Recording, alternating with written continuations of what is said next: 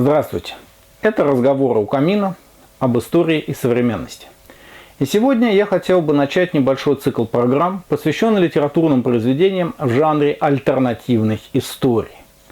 Несколько странный выбор. Ведь мы хорошо знаем тезис: история не знает сослагательного наклонения. И она такая, какая она была в реальности. Но весьма часто при изучении прошлого мы сталкиваемся с моментами, когда, говоря словами замечательного русского историка Зимина, от выбора предков зависят судьбы потомков. А если бы этот выбор был другим, как бы пошла история тогда? Обычно ответ на этот вопрос дают не историки, а литераторы. И в литературе существует целый жанр, такой альтернативная история. Однако в работах литераторов есть один крупный недостаток. Как правило, они могут владеть пером, но, к сожалению, не всегда. Но они весьма плохо знают историю. И, изменив какой-то факт, дальше начинают творить события по авторскому произволу, не учитывая всей сложности и многообразия задачи, за которую взялись. Ведь изменение одного единственного факта способно либо не изменить историю, либо изменить ее очень радикально. Некоторым исключением являются романы, написанные профессиональными историками. Не случайно древние греки помещали Клио среди муз. Есть историки, не обделенные литературными талантами и историческими знаниями. И вот их работы в жанре альтернативной истории, на мой взгляд, являются наиболее интересными. Сегодня я хотел бы начать этот цикл с рассказа вот об этой книге. Это цикл произведений профессора МГУ, доктора исторических наук Дмитрия Михайловича Владихина «Эллинароссия». Дмитрий Михайлович Владихин – известный писатель и не менее известный историк. Область его специализации – русская история XVI-XVII веков, ее военная история, источниковедение и ряд других интересных дисциплин, по которым у него написаны научные монографии, статьи и прочие работы. Одновременно он писатель, фантаст, автор многих произведений в жанре фантастики и в жанре исторического романа. И вот на пересечении этих двух плоскостей личности этого человека рождается цикл «Эллинароссия». Фабула мира. В далеком Средневековье русские князья пришли на помощь византийским базилевсам из династии Комнинов. И история изменила свой ход. Ромейская держава отбила натиск сельджуков, а объединившись с Русью, отбила натиск монголо-татар. Не погибли две прекрасные православные цивилизации. Империя Ромеев, которая в наших учебниках называется Византией, и Древняя Русь, на которую в 1237 обрушился натиск Батыевых полчищ. Напротив, они получили свое развитие, они слились и образовали вот этот чудный мир, для которого автор придумал вот такое название «Эллинароссия». Что интересно, альтернатива действительно интересная. Ведь действительно в XII и XIII веках православная христианская цивилизация потерпела сокрушительное внешнее воздействие. Сначала это были турки, обрушившиеся на Византию. Ослабленная Византия не устояла перед натиском воинов 4-го крестового похода. Потом это были монголы-татары, обрушившиеся на русские княжества, землю русскую сотвориша пусту. И в результате на месте цветущего оазиса культуры, веры, богословия, искусства остались лишь жалкие осколки. А ведь еще в XII веке по уровню своего развития империя Ромеев далеко превосходила западный мир. И люди со всего мира ездили учиться в Константинополь, который был тогда первым городом Европы. Именно оттуда Русь получила грамоту, православную веру, книжную премудрость, как тогда говорили. И как бы развивалась история империи Ромеев, если бы она не была сокрушена военным нашествием? как бы развивалась русская цивилизация, не лишись она вот этого живительного источника культуры. Как вообще развивалось бы восточное христианство, не подвергнись страны, которые были главными его носителями, такому внешнему разорению. Как сложились бы судьбы всего христианского мира, а значит и мира в целом. Вопрос, конечно, очень интересный, и историческая развилка выбрана интересным образом.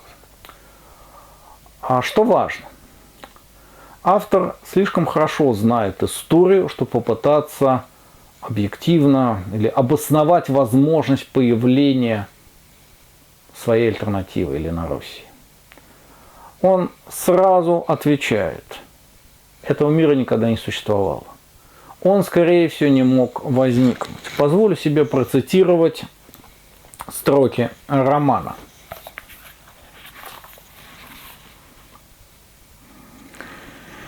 «Мы тени будущего, присутствующие в замысле Божьем. Господь мыслит нами, то есть царствами, городами, человеками. Господь перебирает нас, отыскивая лучший путь для сотворенного им мира и промысла его, от творения до страшного суда.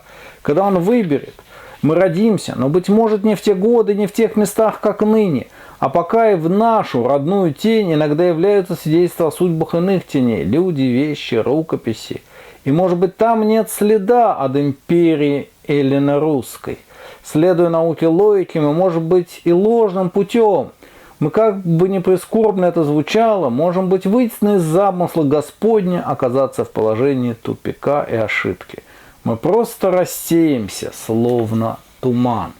Итак, Эллино-Россия – это не реальная альтернатива известной нам истории, а один из вариантов промысла Божия о судьбах этого мира, который, увы, собственно, только там, в Божьем замысле о мире и мог остаться. Это нереальный мир. Поэтому бесполезно пытаться найти у автора какие-то исторические ошибки и доказывать с хрониками, летописями в руках, что такого быть не могло, не могли устоять державы ромеев и Древняя Русь. Он сам это прекрасно знает. Тем интереснее идеальный мир, который им начат. Эллино-Россия состоит из отдельных произведений. Это повести «Ромейское море», «Иное сказание», «Умелец Технем» и два рассказа «За нумизматикой» и «Кандагар». Интересно с литературной точки зрения то, что они написаны в совершенно разных жанрах и совершенно разными стилями. И это показывает не только умение автора владеть пером, но и очень сложный замысел написать 5 составных частей одного произведения и в то же время сделать их единым целым, объединив не через сквозных героев, не через каких-то передающиеся события или артефакты, а через единый мир, в котором все это происходит. Замысел очень сложный, и надо отметить, он удался. Книга читается как единое целое, хотя состоит из стилистически разных частей. Повесть «Ромейское море» стилизована под язык, очень удачно стилизованный язык рубежа 15 и 16 веков. Это приключенческий такой рассказ об открытии Америки, которое и как оно могло бы произойти, если бы его осуществил христианский мир в целом, объединенный и западный, и восточный. Если рука об руку с отважными испанскими, итальянскими мореплавателями шли бы греки, русские, представители другого ответвления христианской веры, как бы развивался этот мир. Повесть очень насыщена, очень реалистична, блестящее описание природы Карибского моря, вот этой вот исторической обстановки первых веков конкисты, завоевания нового мира, и в то же время удивительный сплав с чертами Эллино-России, которые автор находил в нашем мире, с русским северным мореплаванием, с русской северной проповедью. Очень интересно, Ленороссия связана с другими произведениями Дмитрия Володихина и связана именно через пересекающиеся образы. И вот парадоксально, на первый взгляд выглядит парадоксально, что повесть, повествующая о жарком Карибском море, перекликается с циклом рассказов повестей автора о русском море студенном, в словецком цикле, который посвящен русскому северу, тамошнему мореплаванию, его обителям, его монастырям, его жителям. Удивительное пересечение, и в то же время да нельзя гармоничное. Повесть «Иное сказание» по жанру скорее исторический роман. Историческое, чем альтернативно-фантастическое. В ней действуют реальные герои. Блестяще, очень интересно, достоверно показана обстановка в Москве после освобождения ее войсками князя Дмитрия Михайловича Пожарского. Споры Земского собора 1613 года. И здесь показано очень тесное взаимодействие Ленороссии с нашим миром. Как голос оттуда, от замысла Божия, пытающегося наставить этот мир, наш мир, на некий добрый путь. И ведь в самой повести нет ничего альтернативно-исторического. Мы видим центральную фигуру князя Дмитрия Михайловича Пожарского. Замечательного, описанного, не эпического героя, не статуя бронзового, а реального русского человека, воеводу, стольника Госудаева, рубежа 16-17 веков, его трудноте и сложности воеводского и государственного деятельности. И Ленороссия как вспышка в мозгу, вспышка в голове человека, глаз Божий, иное сказание из иного мира, помогает выбрать правильный путь. Повесть «Умелец Технем» напичкана отсылками к произведениям автора из цикла «Марсианская археология» и его произведениями, связанными с древней, человеческой, еще до шумерской цивилизацией. И в то же время с серебряным веком нашей истории. И здесь очень трогательно, как автор обходится с реальными историческими прототипами. Он не дерзает, как некоторые, писать «Мой герой Николай Степанович Гумилев, поэт, и, понимаете ли, вот волей которого я заставляю его смотреть в глаза чудовища, вообще действовать в иной истории». Нет. Да, героя зовут Николай Степанович. И в русской литературе это имя однозначно. Его возлюбленную зовут Мария Николаевна. И, в общем-то, понятно, кого имеет в виду автор. Но именно понятно, именно отсылка, именно намек, но никак не реальная история. Очень бережное отношение. Когда автор не вертит реальными историческими персонажами, словно игрушками, заставляя их повиноваться своей воле. А сама повесть посвящена очень интересному моменту. А как бы развивалась технически цивилизация мира, если бы не исчезла бы, не подверглась вот этому разрушению цивилизация восточно-христианская? Как бы так не...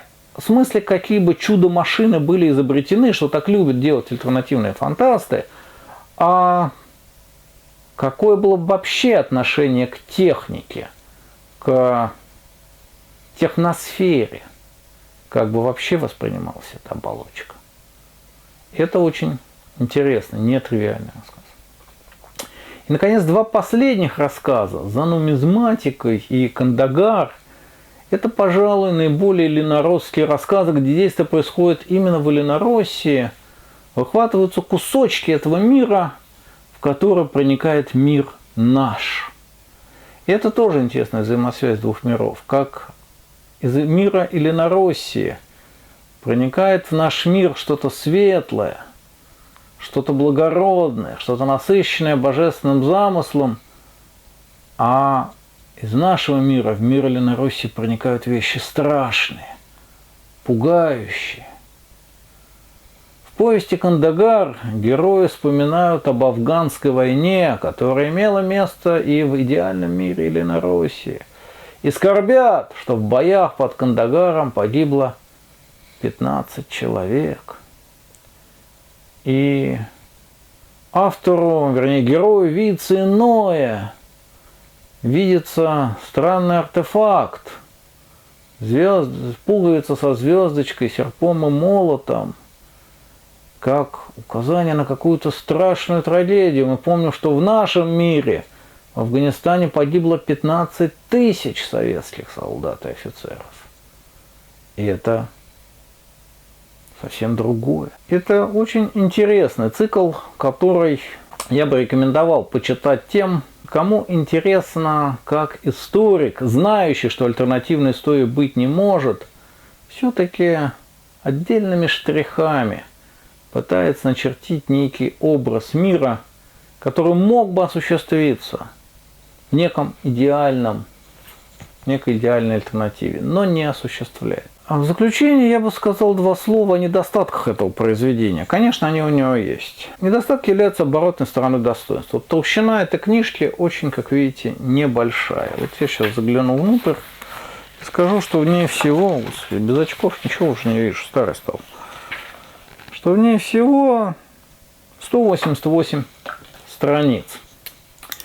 И, конечно, хочется больше. Конечно, «Мир Иллиноросси» пока выглядит как наброски, эскиз на картине художника. А хочется увидеть картину целиком. Уж больно многообещающий эскиз. Будем надеяться, что когда-нибудь увидим. Но не всегда, когда историк берется за перо, у него получается такой красивый, идеальный мир. Бывают совершенно другие картины. О них в следующий раз. Спасибо за внимание.